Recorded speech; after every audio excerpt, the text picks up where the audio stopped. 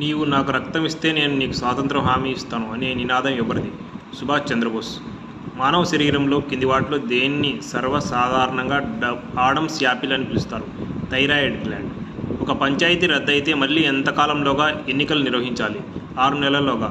రక్తపీడనాన్ని కొలిచే పరికరం sphygmomanometer. Electric స్టవ్లో ఎలిమెంట్ను దేంతో చేస్తారు? నిక్రోమ్. 1976లో ఎమర్జెన్సీ విధించినప్పుడు భారత రాష్ట్రపతి ఎవరు? ఫక్రుద్దీన్ అలీ అహ్మద్. విద్యాసాగర్ సేతును ఏ నదిపై నిర్మించారు? హుగ్లీ.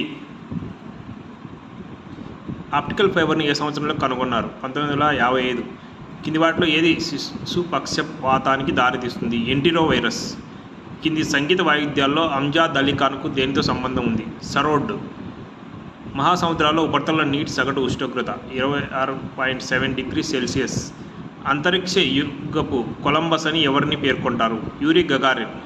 ఒక హార్స్ పవర్ ఎన్ని వాట్లకు సమానం? 746 వాట్స్. కింది సరస్సుల్లో దేన్ని నీటిని ఉత్పత్తికి ఉపయోగిస్తారు? సాంబార్ లేక్.